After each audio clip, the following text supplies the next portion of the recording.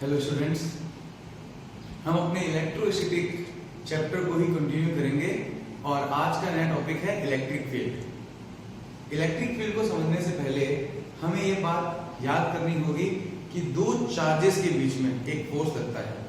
हर दो चार्जेस के बीच में एक फोर्स लगता है और इस फोर्स को हम कहते हैं इलेक्ट्रोस्टैटिक फोर्स। ये जो फोर्स लगता है ये दोनों चार्जेस के कांटेक्ट में आए बिना लगता है। ये चार्ज यहाँ है, ये चार्ज यहाँ है, दोनों कांटेक्ट में है क्या? नहीं है, फिर भी ये फोर्स दोनों के बीच में लगता है बिना कांटेक्ट के, तो हम इसे बोलेंगे नॉन कांटेक्ट फोर्स। ओके, लेकिन हमने यह पढ़ा है कि कभी भी किसी चीज को फोर्स लगाना है तो उस पर क्या करना पड़ेगा? उस पर कांटेक्ट लगाना पड़ेगा। बिना कांटेक्ट के फोर्स को समझना हमारे लिए मुश्किल है। तो इसीलिए एक कॉन्सेप्ट आया, इस कॉन्सेप्ट का नाम है इलेक्ट्रिक फील्ड। तो ये इलेक्ट्रिक फील्ड एक चार्ज बॉडी, हमने ये माना कि एक चार्ज बॉडी एक फील्ड प्रोड्यूस करती है और एक चार्ज बॉडी एक इलेक्ट्रिकल एनवायरनमेंट प्रोड्यूस करती है। तो कोई भी चार्ज एक इलेक्ट्रिक फील्ड बनाता है और उस इलेक्ट्रिक फील्ड में अगर कोई दूसरा चार्ज आता है तो उस पर फोर्स लगता है। तो फोर्स चार्ज ने लगाया या इलेक्ट्रिक फील्ड ने लगाया? फोर्स लगाया इलेक्ट्रिक फील्ड ने।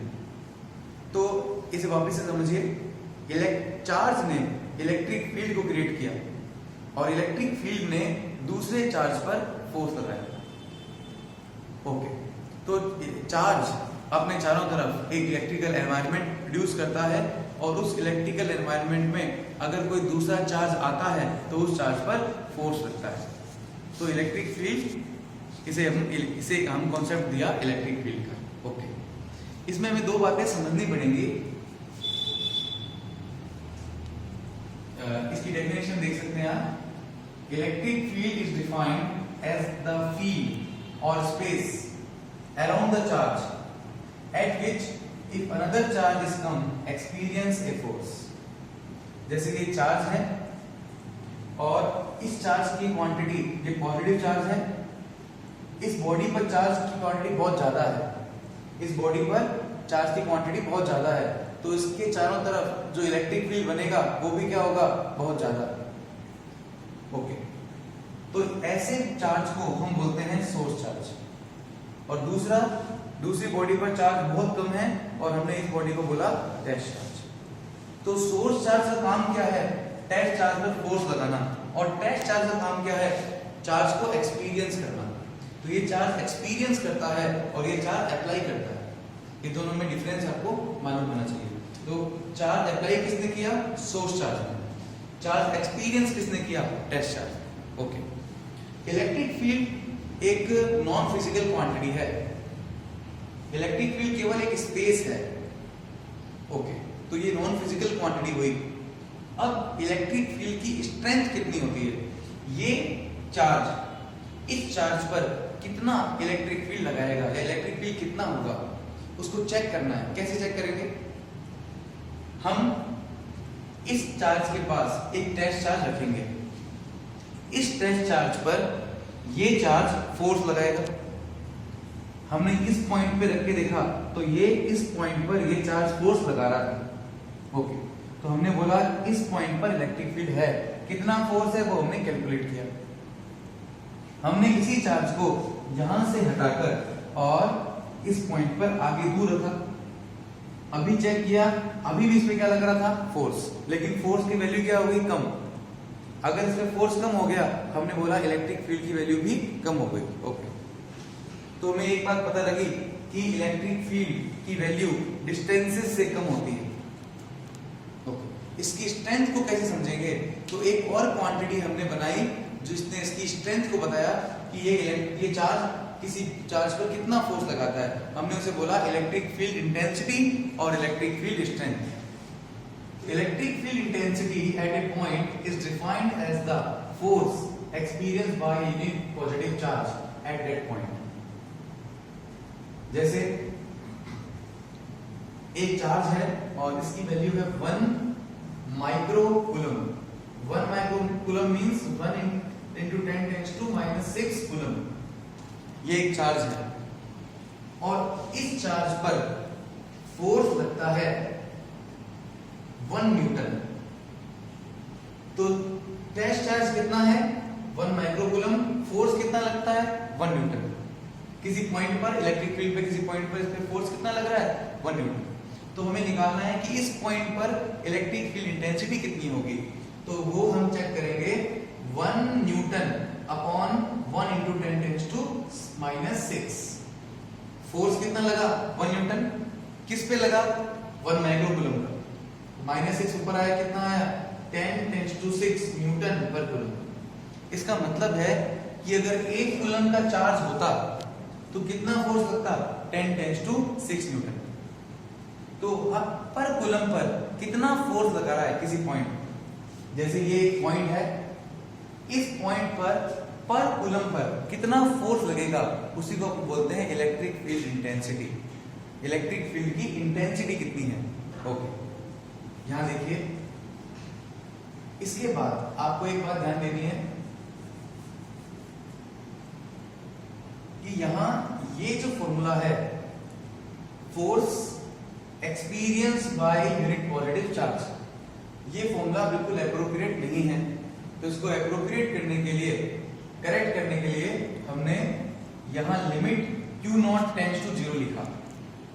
ये इसलिए रखा क्योंकि इलेक्ट्रिक फील्ड एक वेक्टर क्वांटिटी है।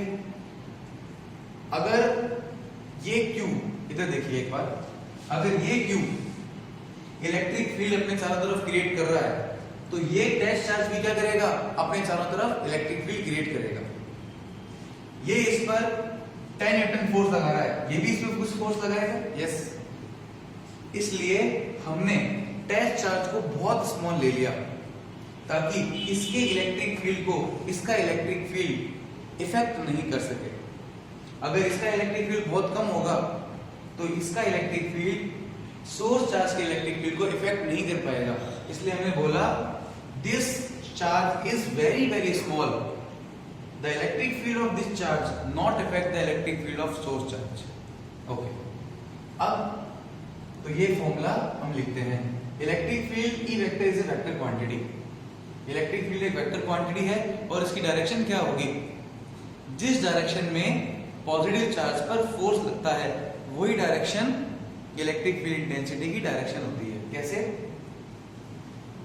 ये पॉजिटिव चार्ज है और ये चार्ज इसको क्या करेगा रिपेल, इस डायरेक्शन में फोर्स लगेगा, रिपेल किया पॉजिटिव पॉजिटिव, तो फोर्स की डायरेक्शन ये है, तो इस पॉइंट पर इलेक्ट्रिक फील्ड की डायरेक्शन भी यही है। ओके, अब ये अगर सोर्स चार्ज टेस्ट चार्ज यहां होता तो ये इसको ऐसे रिपेल करता, ये फोर्स की डायरेक्शन, यही इलेक्ट्रिक फील्ड की डायरेक्शन। ओके,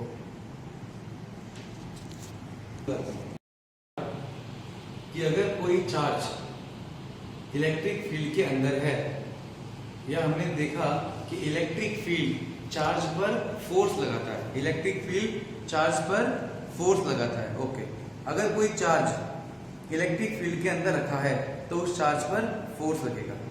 कितना फोर्स लगेगा, हमें पता है फॉर्मूला क्या होता है, E vector equals to F vector upon Q0। तो क्रॉस मल्टीप्लाई करेंगे Q0, तो F vector equals to Q0 E। अगर चार्ज की वैल्यू Q हुई तो उसमें फोर्स कितना लगेगा, F vector equals to Q E vector. तो कोई भी चार्ज अगर इलेक्ट्रिक फील्ड में है तो उस पर एक फोर्स लगेगा which is equal to F vector equals to Q E vector. Okay, unit of E vector. E vector का फॉर्मूला है फोर्स पर कूलम, फोर्स की यूनिट न्यूटन, कूलम चार्ज की यूनिट कूलम। न्यूटन की जगह लिखेंगे N, कूलम का सिंबल है C। ओके, डायमेंशन देखिए, फोर्स की डायमेंशन होती है m1 l1 t-2। चार्ज का फॉर्मूला होता है Q इक्वल्स टू IT। तो चार्ज की डायमेंशन होती है I की जगह हो गया एम्पियर, T की जगह T। ओके, तो इसकी डायमेंशन बनी m1 l1 t-3 a-1। Okay, this is the dimension. आगे देखिए, किसी पॉइंट चार्ज के कारण इलेक्ट्रिक फील्ड इंटेंसिटी की वैल्यू क्या होती है। अगर ये पॉइंट चार्ज ओरिजिन पर हो तो हम यहां पर दिस इज एक्स एक्सिस और ये है वाई एक्सिस, और ओरिजिन पर हम रखते हैं source charge.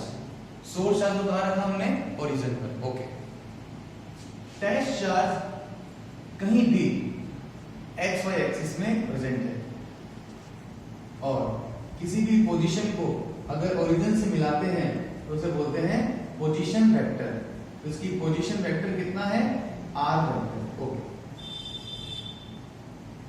Late the distance between the two is R. Okay, तो कैपिटल क्यू इस क्यू नॉट पर सोर्स चार्ज इस टेस्ट चार्ज पे क्या अप्लाई करेगा, फोर्स अप्लाई करेगा। क्या अप्लाई करेगा, फोर्स। ऐसे रिपेल करेगा। कैपिटल क्यू इस क्यू नॉट क्या करेगा, repel. Direction of force is this, और जिस डायरेक्शन में फोर्स होता है, जिस डायरेक्शन में पॉजिटिव चार्ज पर फोर्स लगता है, उसी डायरेक्शन में क्या होती है, इलेक्ट्रिक फील्ड इंटेंसिटी की डायरेक्शन।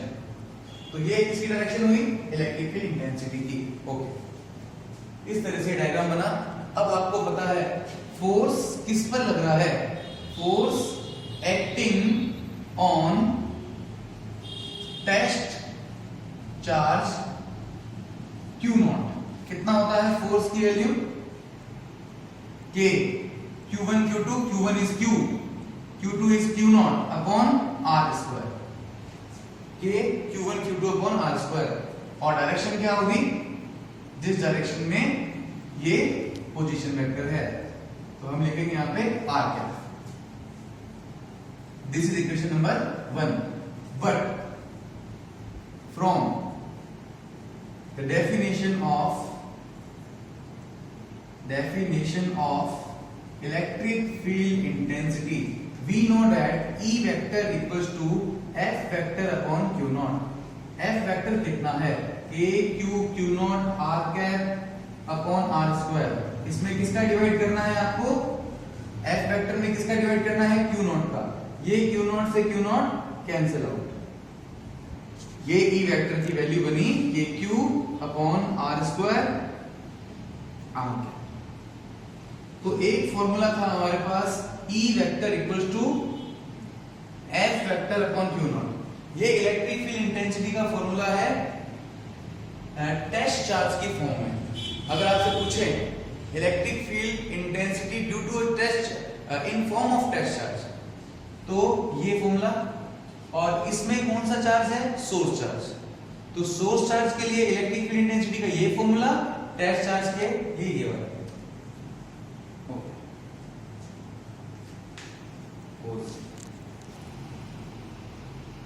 अगर सोर्स चार्ज को ओरिजिन पे मानते हैं तो इलेक्ट्रिक फील्ड इंटेंसिटी का फॉर्मूला होता है kq अपॉन r स्क्वायर। अगर सोर्स चार्ज ओरिजिन के अलावा कहीं और हो, जैसे हम सोर्स चार्ज की पोजीशन को यहां लोकेट करते हैं, this is the position of source charge, ये सोर्स चार्ज है और ये टेस्ट चार्ज है, तो दोनों ही इस बार ओरिजिन पर नहीं है। अब इलेक्ट्रिक फील्ड इंटेंसिटी को हमें कैलकुलेट करना है, कैसे करेंगे, तो सोर्स चार्ज का पोजीशन वेक्टर, सोर्स चार्ज के लिए हमने पोजीशन वेक्टर लिया r वेक्टर, कितना लिया r वेक्टर।